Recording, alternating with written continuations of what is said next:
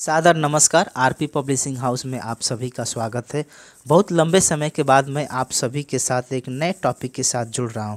कुछ छात्रों द्वारा यह बार बार निवेदन किया जा रहा था कि सर आप कुछ टॉपिक्स पर वीडियो बनाएं जिससे कि हम लोग बेहतर लर्निंग कर सकें। उसी क्रम में मैं आप सभी के बीच ऑडियोग्राम नामक टॉपिक के साथ जो ये चर्चा पर चर्चा करने वाला हूं। और यह टॉपिक आपका जो पुराने छात्र जो डिप्लोमा इन हियरिंग इम्पेयरमेंट से जुड़े हुए हैं उनके लिए यह पेपर नंबर 7 का जो है टॉपिक है, जिसका नाम है fundamental of hearing impairment and audiological management. चूँकि अब सिलेबस चेंज हो गया है, भारतीय पुनर्वास परिषद द्वारा कुछ डिप्लोमा इन हियरिंग इम्पेयरमेंट के जो सिलेबस है उसमें बदलाव किया गया है। इस बदलाव के अनुसार अब यह जो पेपर है पेपर नंबर 2 के रूप में हमको यहाँ पे पढ़ना है। लेकिन इस पेपर के सिर्फ जो है सेमेस्टर का जो है कुछ बदलाव किया गया है, टॉपिक में किसी प्रकार का बदलाव नहीं किया गया। जो पहले पेपर नंबर 7 में था वहीं आज जो है पेपर नंबर 2 के रूप में जो हम लोग आपके फर्स्ट सेमेस्टर में पढ़ेंगे। लेकिन किसी प्रकार का टॉपिक में इस पेपर में बदलाव नहीं किया गया है। और जो अभी जिन छात्रों का अभी फरवरी में एग्ज़ाम होना है उनके लिए भी महत्वपूर्ण है। लेकिन यह जो टॉपिक है उन बच्चों के लिए यह पेपर नंबर 7 के रूप में उनको पढ़ना है। और जो अभी नए जो एडमिशन हो रहे हैं उनके लिए जो है पेपर नंबर जो है 2 है, चूँकि यह फर्स्ट सेमेस्टर का है। और कुछ आपके भारतीय पुनर्वास परिषद द्वारा आपके जो सेमेस्टर है उस सेमेस्टर में बदलाव किया गया है। अब पहले जो आपका पैटर्न था उसमें 4 और 2 का था कि पहले सेमेस्टर में आपको 4 पेपर पढ़ने होते थे और दूसरे सेमेस्टर में 2 पढ़ने होते थे। लेकिन अभी 3 आपके फर्स्ट सेमेस्टर में पेपर का पढ़ना है और 3 सेकेंड सेमेस्टर में पढ़ना है।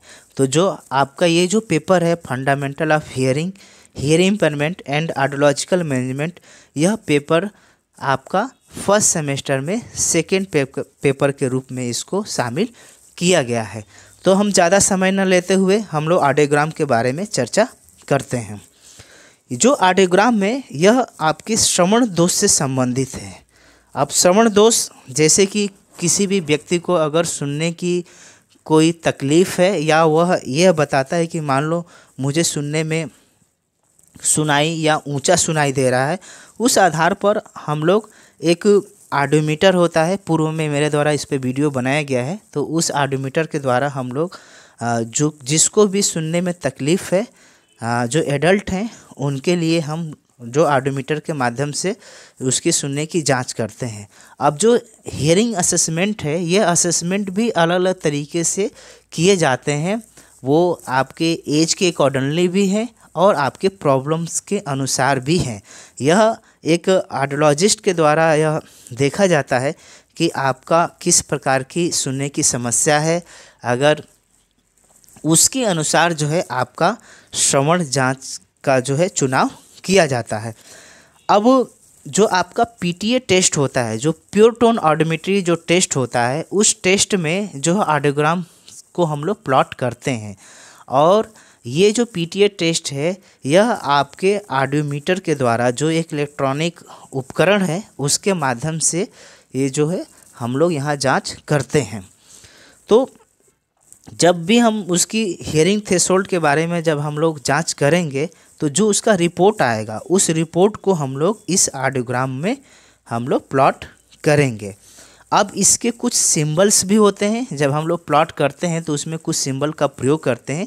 खैर इसके बारे में हम एक और से अलग से एक वीडियो में बना दूंगा जिसमें आपको मैं ये सारी चीज़ बता दूंगा कि कौन कौन से सिंबल्स किस कंडीशंस में प्रयोग किए जाते हैं।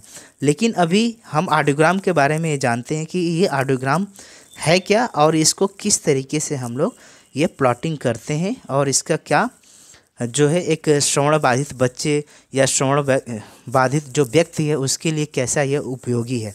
तो जैसा कि आप लोग ये अभी जो है ग्राफ में आप लोग देख रहे हैं कि देख रहे होंगे -10 से आपका एक तरफ जो है आपका दिया हुआ है डीबी, जिसमें लिखा है डेसिबल के रूप में, जिसमें -10 से लेके आपके 120 तक यहाँ आपका डेसिबल में डिनोट किया गया है। दूसरी तरफ आप देख रहे होंगे कि फ्रीक्वेंसी जो है आपका हर्ट्स में जो यहाँ डिनोट किया गया है, और ये 250 से लेकर आपका यहाँ 8 किलो हर्ट्स तक यहाँ पर दर्शाया गया है। इसके साथ में आप देख रहे होंगे कि यहाँ पर कि ये नॉर्मल लिखा हुआ है, यहाँ पर आपका ये यहाँ नॉर्मल है, और नॉर्मल के साथ आपका माइल्ड है, मॉडरेट है, मॉडरेट सीवियर है, और सीवियर है लास्ट में आपका ये प्रोफाउंड है। इस तरीके की चीज़ आप देख रहे होंगे।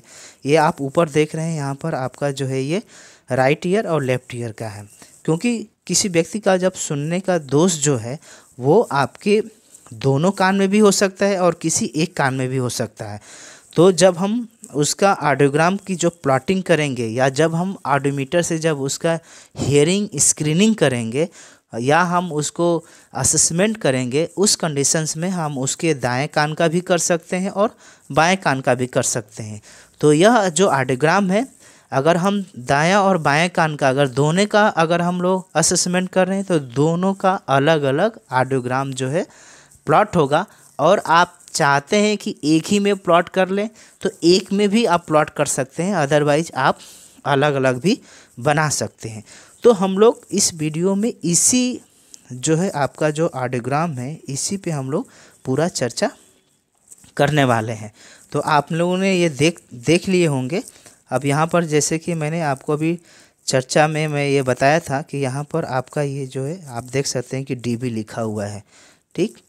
तो ये इंटेंसिटी है, और इधर जो आप देख रहे होंगे ये आपका यहाँ पर हर्ट्स लिखा है, ये आपका फ्रीक्वेंसी है। अब ग्राफ जो होता है, कभी भी जब हम लोग दर्शाते हैं तो एक्स और वाई अक्ष का हम लोग प्रयोग करते हैं। तो आप यहाँ पे देख रहे होंगे कि ये जो इधर जो होता है ये एक्स अक्ष होता है, और ये जो आपका होता है ये वाई अक्ष होता है। तो यहाँ पर आप देख सकते हैं कि जो आपका एक्स अक्ष है उस पे जो है आपका ये यहाँ पर फ्रीक्वेंसी है, फ्रीक्वेंसी, और जो आपका वाई है उस पर आपका जो है यहाँ पर जो है डेसिबल है। ये इसका मतलब आप इसको इंटेंसिटी भी कह सकते हैं। तो अब यहाँ अगर इसके हम बेसिक कंसेप्ट देखें, तो बेसिक कंसेप्ट हम इस तरीके से देख सकते हैं कि जैसा कि अभी मैं चर्चा पर चर्चा कर रहे थे कि पीटीए जो प्योर टोन ऑडियोमेट्री होता है, जो हम लोग आप ऑडियोमीटर के माध्यम से जब हम किसी व्यक्ति का श्रवण दोष का मूल्यांकन करते हैं, तो वहाँ पर हमें एक ग्राफ बनाना पड़ता है, और उस ग्राफ को अभी हम लोगों ने जो देखा इस रूप में प्रदर्शित करना होता है। तो अब इसमें जो अगर इसके हम लोग बेसिक चीज़ देखें, ऑडियोग्राम का अगर हम लोग अर्थ देखें, इसका शाब्दिक अर्थ देखें, तो शाब्दिक अर्थ ये है कि सुनने का जो है आलेख, मतलब कि यह ऑडियो और ग्राम शब्द से मिलकर बना है ग्रीक भाषा में, जिसमें ऑडियो का मतलब होता है सुनना और ग्राम का मतलब होता है यहाँ पर जो है ग्राफ के दर्शाने से जो है संबंध है। तो इस तरीके से हम लोग ये कह सकते हैं कि सुनने का आलेख या सुनने का ग्राफ या सुनने का जो है ग्राफ के रूप में प्रदर्शित करना, जिसे ही हम ऑडियोग्राम कहते हैं। अब ये जो ऑडियोग्राम है, ये जैसा कि अभी हम आपको बताए थे कि जो आपका एक्स अक्ष है, तो एक्स अक्ष पर आपका एच जेड होगा, जिसको हम लोग फ्रीक्वेंसी के रूप में जानते हैं, और फ्रीक्वेंसी को शॉर्ट फॉर्म में एच जेड से जो है डिनोट करना पड़ता है। उसके बाद अगर हम इंटेंसिटी की बात करें, तो इंटेंसिटी में जो है वो हम लोग डीबी के रूप में प्रदर्शित करते हैं। अब ये इसमें आप देख रहे होंगे कि स्मॉल डी और कैपिटल बी है, इसके के पीछे भी कुछ रीजन है, जिसके वजह से जो है इसको हम लोग स्मॉल और डी जो है के रूप में लिखते हैं। अब इसके पीछे रीजन ये है कि आप देख सकते हैं कि जो डेसी है वो आपका साउंड का एक छोटा सा यूनिट है, और ग्राहम बेल के द्वारा ये जो आविष्कार किया गया था, तो उनके नाम के लिए जो है वो बी कैपिटल में यूज किया जाता है। चूँकि किसी के नाम को हम लोग स्मॉल शब्द वर्ड्स में या अल्फ़ाबेट्स में उसको यूज नहीं कर सकते, कैपिटल में ही यूज किया जाता है। तो ये इसके पीछे रीज़न है कि ये जो स्मॉल यहाँ पे डी बनाया जाता है और कैपिटल बी बनाया जाता है। तो इस तरीके से ये आपका ऑडियोग्राम का बेसिक कंसेप्ट है। अब हम बात करें पीटीए, जो प्योर टोन श्रवण मूल्यांकन करने के बाद हमें उनके रिस्पॉन्सेस को, जो उनकी प्रतिक्रिया है, उस प्रतिक्रिया को हमें कैलकुलेशन करना पड़ता है और कैलकुलेशन करने के बाद हमें एक डिग्री ऑफ हियरिंग लॉस निकालना होता है और उस डिग्री ऑफ हियरिंग लॉस के द्वारा हम ये जान सकते हैं कि उसको सुनने में कितना दोष है, कितना उसको सुनने में तकलीफ़ है। तो इसके लिए हमें एक एवरेज निकालना पड़ता है जिसको हम लोग प्योर टोन एवरेज बोलते हैं। और उस प्योर टोन एवरेज निकालने के लिए एक फार्मूला का हम लोग यूज करते हैं जिसमें 500 हर्ट्स, 1 किलो हर्ट्स और 2 किलो हर्ट्स का जो है रिस्पॉन्सेस हैं। इंटेंसिटी का जो है हम यहाँ पर कैलकुलेशन करते हैं और औसत का जो है फार्मूला आप सभी जानते ही हैं कि नंबर ऑफ संख्या से का जो रिस्पांस होता है उस पे हम लोग नंबर ऑफ संख्या से हम लोग क्या करते हैं, जोड़कर भाग दे देते हैं। तो इस तरीके से एक औसत निकल के आ जाता है। तो यहाँ पर जब भी ऑडियोमीटर के द्वारा जब हम किसी व्यक्ति का श्रवण का मूल्यांकन कर रहे हैं तो 500 हर्ट्ज के बाद जो आपकी फ्रीक्वेंसी पर जो इंटेंसिटी का रिस्पांस आएगा वो हम यहाँ पर लिख लेंगे। दूसरा, आपका 1000 हर्ट्ज पर जो उसकी इंटेंसिटी का रिस्पांस आ रहा है, चाहे आप वो दाएं कान का कर रहे हो या बाएं कान का हो, आपको अलग अलग कान का जो है पीटीए निकालना होगा। तभी आप ये चीज़ जान पाएंगे कि उसकी सुनने की तीव्रता कितना है, कितना दोष है। तो ये चीज़ें इस तरह से यहाँ पे इंटेंसिटी आपके 1000 हर्ट्ज पर जो आपका इंटेंसिटी आया वो यहाँ पर हम नोट कर लेंगे।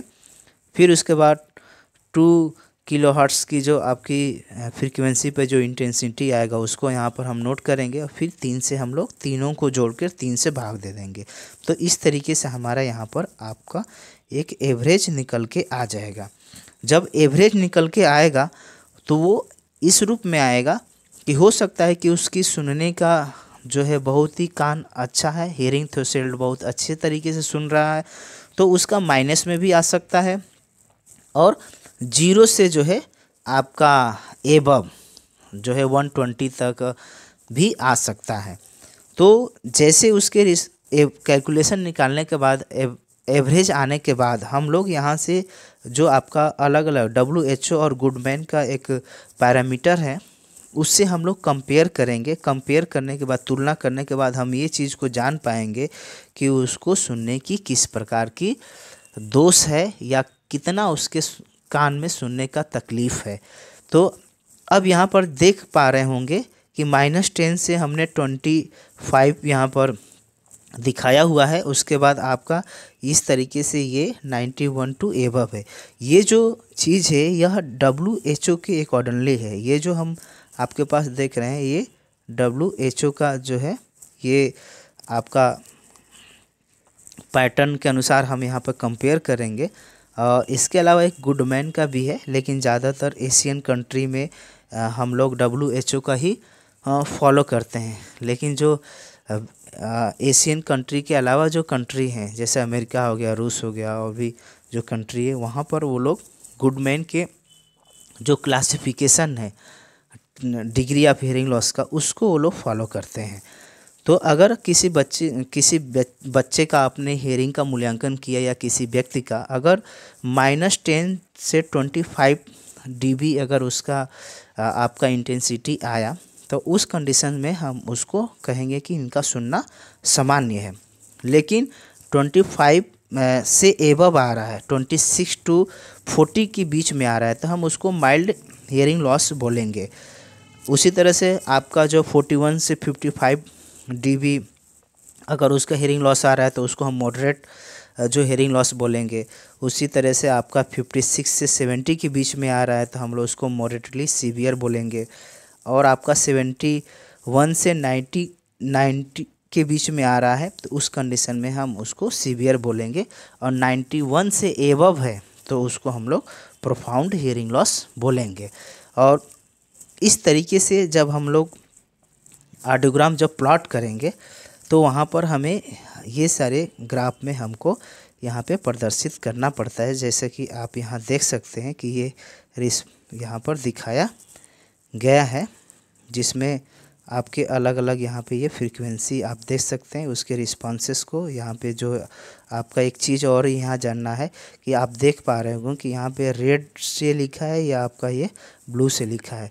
तो जो आपका राइट ईयर है वो हमेशा रेड पेन से हम लोग प्लॉट करते हैं, और जो आपका लेफ़्ट ईयर का जो रिस्पॉन्सेस है उसको हम लोग आप जो है ब्लू पेन से जो है प्लॉट करते हैं, क्योंकि उस ग्राफ में हमको देखने में आसानी हो जाएगा। हम अच्छे तरीके से या इजीली आसानी तरीके से हम लोग ये क्लासिफिकेशन या हम आसानी तरीके से इस चीज़ को जान सकते हैं। तो ये चीज़ें, इसके अलावा सिंबल्स भी इसके अलग अलग होते हैं। जो राइट ईयर का सिंबल है वो गोला देख रहे हैं बनाया गया है यहाँ पर, जो आपका लेफ़्ट ईयर है उसको क्रॉस किया गया है। तो इस आगे हम इस पर वीडियो बनाएंगे जहाँ पर हम लोग सिंबल्स के बारे में जानेंगे और इसके बारे में बेहतर तरीके से जानेंगे। लेकिन फ़िलहाल इस वीडियो में हम लोग ऑडियोग्राम के बारे में जाने कि ऑडियोग्राम क्या है और किस तरीके से हम लोग इसकी प्लॉटिंग करते हैं। ये सिर्फ अभी ऑडियोग्राम का एक बेसिक कंसेप्ट था। अभी इसमें ऑडियोग्राम में भी अलग अलग प्रकार के ऑडियोग्राम्स होते हैं।